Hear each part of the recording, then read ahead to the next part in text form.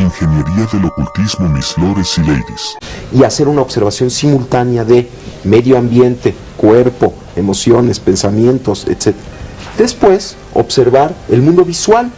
Llega un momento en que cuando puedes hacer una observación simultánea de todos los componentes de tu experiencia, sucede algo extrañísimo.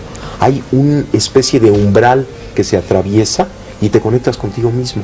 Pero ¿quién es el ti mismo con quien te conectas? No se puede describir porque está unificando todo aquello. De alguna manera la técnica de incorporar observación a la observación y de hacerla simultánea te hace llegar a un umbral en donde todas las concepciones que tenías de ti mismo desaparecen y te conectas con algo que está más allá de esas concepciones, pero mucho más cerca de ti mismo que nunca antes. Y te das cuenta además que ese ti mismo es inseparable de la totalidad. ¿Y qué es la totalidad? ¿Y qué es la totalidad? Todo eso son condiciones de laboratorio, condiciones de control. Yo voy más allá, que son válidas y perfectamente útiles, pero yo voy más allá. Es que la conciencia se puede buscar también en la observación diaria de cualquier evento que a nosotros nos sucede.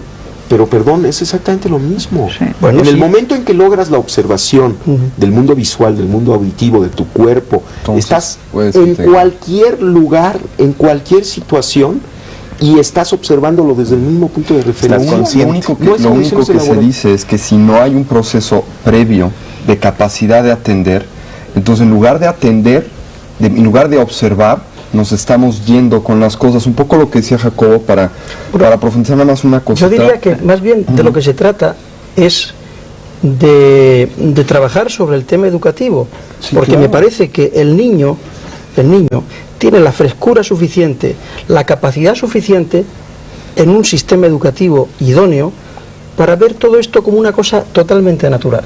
La forma en la que el niño percibe la realidad es totalmente instantánea y directa. Entonces estamos hablando y estamos dando la sensación o la imagen de que necesitamos este proceso.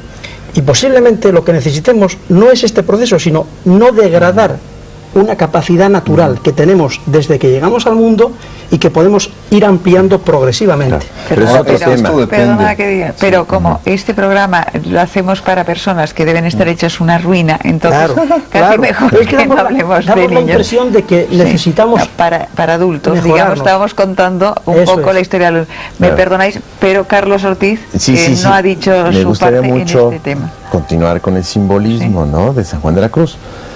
Es importante aclarar que en ese proceso de separación estamos hablando de todo, del desapego, de la desidentificación. Para poder observar está uno desapegándose, salir de uno mismo, ¿no? Dice San Juan de la Cruz en su poema. Para eso hay que hacer la noche oscura del sentido, es decir, de los sentidos, de las emociones que se da en la meditación. O se puede dar instantánea, porque hay que hablar de la meditación momentánea e instantánea, vamos a decirlo así, ¿no? Se tiene que dar la noche oscura del entendimiento, o sea, se ve la realidad sin juicio, y ahí se entra la percepción directa. Ahí está. Por eso hay que hablar de ese tipo diferente de meditación, pero que hay que entrenarla en el laboratorio, como dices, en la meditación de sentado, ¿verdad? Y se da la noche oscura de la memoria, o sea, de ubicarse en el aquí y el ahora, olvidarse del pasado y olvidarse del futuro, así tiene que ser, ¿no? Y también la noche oscura de la voluntad, en cuanto a esa suspensión momentánea de esa voluntad reactiva, ¿verdad? Se suspende de pronto, por un momento. Entonces, ya nos ubicamos en dos tipos de meditación, una que es de sentados, ¿verdad?, donde se nos va a facilitar ese entrenamiento de ¿qué? De hacer noche oscura, de todo nuestro cuerpo y mente, para podernos salir, es decir, desapegarnos. Con ese entrenamiento ya podemos ir a la realidad, con los ojos abiertos, ¿verdad?, y estar practicando esa observación de silenciarnos, ¿no?, instantáneamente, y ver el mundo, ¿no? Ahora, don Rodolfo, yo quería preguntarle, ¿tiene usted más facilidad que la gente que estamos educados en esta vorágine occidental e intelectual, digamos, que el resto? Usted y personas como usted. Bueno, en el aspecto de la meditación no lo hacemos nosotros tan complicado ni nada, ¿no? es una forma sencilla y natural. Perdone, pero es que a lo mejor usted no lo necesita. Es que hay un fin en el que sigue el chamán, desde un principio, ¿no? El chamán piensa en el aspecto de nosotros, ¿por qué quiero ser chamán? ¿Por qué quiero conocer esto? ¿Para qué lo quiero? ¿Para qué lo necesito, no? Entonces viene el desprendimiento del ego, o sea, lo necesito y lo quiero para servir a los demás, para darles a los demás, para participar en la vida activa de la sociedad, pero inculcando una nueva idea de la desintegración del materialismo. ¿Pero solo con este fin o va más allá? El fin también de llegar a la evolución, el fin de alcanzar mayores niveles de conciencia, el acercamiento, por decirlo, a Dios, ¿no? De llegar hacia Dios. El chamán en México se basa mucho sobre la filosofía o la doctrina del Maestro Jesús de Nazaret, ¿no? Amar al prójimo como a ti mismo. Entonces seguimos todos los principios de ello. Si vamos a hacer una cosa, la vamos a hacer con todo el amor debido para que salga bien. Si no tenemos esa capacidad de amor, pues no podríamos hacer nada. Si lo hiciéramos por el dinero, lo hiciéramos por los obsequios, o lo hiciéramos por todo ese tipo de cosas, o porque se nos corresponda, con agradecimiento y esas cosas, pues no sería seguir esa enseñanza. Entonces lo hacemos con el fin de alcanzar el tesoro propio de la satisfacción de dar por dar. ¿Son ustedes capaces de acelerar la práctica de otra persona? Pues todo depende también de la persona que quiera recibir este tipo de enseñanza, ¿no? Pudiéramos decirle. Ninguno de nosotros somos maestros. Todos siempre estamos aprendiendo de todos. Yo estoy aprendiendo mucho de ellos. Pero en diferentes grados. Pues digo, siempre yo me considero siempre un discípulo de todos mis amigos, de todas las personas con las que trato. Él ha tocado un tema importantísimo que no podemos que no podemos soslayar, es el tema del amor. Hablamos de conciencia, pero conciencia sin amor o con amor.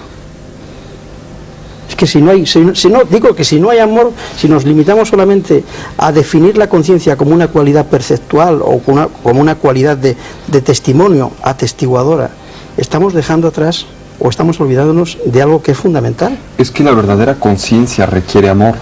O sea, desde el punto de vista budista, cuando hablamos de amor, hablamos de la motivación. ¿Qué es lo que motiva al guerrero espiritual, al bodhisattva, ¿no?, a actuar en el mundo? Lo motiva el poderse relacionar con él. Pero aquí hay algo muy importante desde el punto de vista de la tradición budista, que la motivación es fundamental. El querer ayudar, el querer aportar nuestro conocimiento en pro o en beneficio del prójimo. Esto es fundamental. Pero otro de los temas muy importantes que tenemos que tocar es que no es suficiente el querer ayudar, hay que saber ayudar, porque si no, lo único que vamos a hacer es contribuir con nuestro caos personal al mundo. O sea, mucha gente quiere ayudar, pero muchas veces interpretamos ayudar como el imponer nuestros sistemas, nuestras resoluciones, nuestras soluciones al prójimo, cuando pueden ser completamente erróneas para él. Y esto es muy importante. Por eso la conciencia, como decía José, es fundamental para el amor. Y el amor es fundamental para la conciencia. O sea, hay que conocer para amar. Hay que conocer para amar y hay que amar para conocer.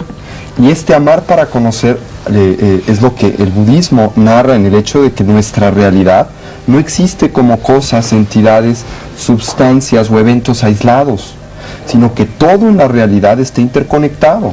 Esto es obvio, no es de descubrir el hilo negro, es el hecho de que si estamos aquí es porque hay unas cámaras, unos operadores de las cámaras, hay un auditorio, está usted que conduce el programa, en fin, hay miles de causas y circunstancias que hacen posible el hecho de que las personas que nos están viendo nos puedan ver.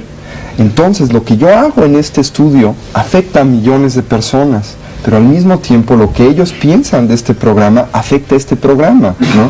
Entonces mi motivación tiene que ser poder ayudarlos a ellos. ¿Cómo?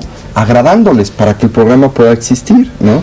En otras palabras, este conocimiento de cómo existen las cosas, esta sabiduría, esta conciencia, que es esta interrelación, me brinda amor, porque obviamente cuando me doy cuenta que todo está interpenetrado, que todo se interrelaciona, me tiene que interesar todo, porque si no me interesa todo, tampoco me puede interesar yo. Es un poco lo que el Dalai Lama dice que es el egoísmo educado o el egoísmo sabio, a diferencia del egoísmo estúpido. Es el quererme ayudar sabiendo que para poderme realmente ayudar tengo que ayudar a todo lo demás. Y esto es muy importante. Pero sí quería hacer esta aclaración. Estoy de acuerdo completamente con lo que hemos dicho, pero que no es suficiente querer ayudar. Hay que saber ayudar, porque si no se corre muchas veces el peligro de, a la manera, por ejemplo, medio oriental, de querer imponer al infiel lo que está bien, porque esto lo va a liberar, ¿no?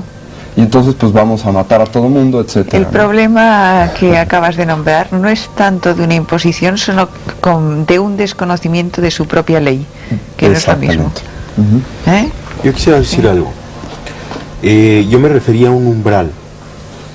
En esta observación simultánea tiene toda una base o explicación fisiológica este umbral, y es algo muy espectacular el llegar a él, porque cuando se llega a él hay un cambio en el sentido de que ya no se quiere, y aquí un poquito difiero de lo que acaban de decir mis compañeros, ya no se quiere ayudar o no ayudar, ya no se acompaña la conciencia del amor, sino que se vuelve lo mismo. Pero esto ya es un paso muy evolucionado. No hay ni conciencia ni amor, simplemente hay esta realidad. El ser. Ajá, y es todo amoroso, sí. No tiene una cualidad de amor añadida, sino que es lo mismo. Pero ahí estás hablando ya de la iluminación en sí. Antes de la iluminación, para partir y poder llegar a este proceso, tiene que haber la conciencia de amor. Yo creo que nos hemos dejado, perdóname, a Carlos Ortiz, que no nos ha acabado de contar exactamente cuál era su técnica y su método. Bueno, sí, que eso sí también más o menos le he dicho. En pocas palabras, la noche oscura de San Juan de la Cruz, la noche activa, ¿verdad? La noche activa, es suspender el diálogo interno. Simplemente suspender el diálogo interno, suspensión de procesos intelectuales, incluso emocionales, ¿no? Y si suspendemos el diálogo interno, digamos como que nos vamos separando, vamos a tratar de explicarlo, ¿no? En cualquier sitio, en cualquier momento, o se necesita un lugar específico, como decía antes Tony. El hacerlo en un lugar específico va a reforzar esa posibilidad. Pero hay que comprender que lo importante es ya sacarlo a la acción, ¿no? A veces se olvida eso. Ocurre mucho que se mediten sentado, pero después el diálogo interno empieza. Entonces eso va a reforzar a la clave de todo, que es suspender el diálogo interno. Entonces, en la vida salimos a suspender, a parar el mundo, porque es tan difícil suspender el diálogo interno, que es parar todo un mundo, es parar todo nuestro mundo que traemos aquí. Y se va dando curiosamente ese proceso como de separación conforme vamos suspendiendo el diálogo interno, hasta que vamos quedando separados. Es decir, ya después estamos ya observando. Al observar paramos el diálogo interno, hacemos noche oscura, ¿no? Y hasta que ya nos quedamos en los dos, por decirlo de alguna manera. ¿Qué significa eso? En el momento en que uno ya está trabajando la meditación constantemente y está consciente de todo lo que está ocurriendo. ¿Qué ocurre ahí? Ya desde que empiezo a suspender el mundo, el diálogo interno, esa mecanicidad de nuestros pensamientos y nuestras acciones, se empieza el ver, que es la contemplación en el místico. Y empieza a ver uno los significados profundos de la existencia. ¿Por qué? Porque ya está uno en la percepción directa del mundo. Antes uno veía con el filtro, decía don Juan, que estábamos siempre un paso atrás, ¿no? Porque entre yo y el mundo está la descripción que tengo en mi cabeza. Entonces estoy viendo el mundo a través de un filtro, ¿no? Entonces hay que apagar ese filtro a través de la suspensión del diálogo interno. Ya veo directamente, ¿verdad? Hay la percepción directa y ya estoy como dividido, lo cual me va a llevar a la larga a un proceso impresionante que me va a permitir ir conciliando los opuestos de la vida. O sea, ya si logro mantener esa posición de meditación activa, de estar en dos lugares al mismo tiempo, como dice don Juan, estar en el lugar del conocimiento silencioso y de la razón al mismo tiempo, si mantengo esa posición, se empiezan a conciliar los opuestos de la vida y empieza uno a ver la vida de otra manera. Yo quería Un poco saber... la paradoja que yo mencionaba Sí, antes al de la principio. conciencia de doble vía. Ahora, yo quería preguntaros una cosa. La ¿Una paradoja. mayor adquisición de conciencia es de alguna manera un mayor desarrollo energético? ¿Hay una relación entre conciencia y energía? ¿El proceso de aprendizaje genera una mayor energía en el individuo o un mayor despliegue? ¿Y hay una relación Pero ¿desde qué punto de vista quieres? energético, Desde el punto de vista fisiológico, por ejemplo. biológico? Bueno, si el desarrollo de la conciencia implica una expansión de la misma, como parece ser que lo implica, Bien, ¿no? Y por lo tanto evidente. la expansión de la conciencia implica que cada vez te abres a mayores y mayores realidades, las haces tuyas, dejas de estar separado de mayores y mayores realidades, y en eso es la expansión de la conciencia. O sea, tu conciencia primero era la consecuencia o la consideración de que tu yo estaba restringido a tu cuerpo. a Yo tu no me estoy personalidad. refiriendo solo a esto, ¿eh? Yo me estoy refiriendo a niveles energéticos Sí, sí. concretos. Sí, ahí voy. Entonces, si la expansión de conciencia implica el incorporar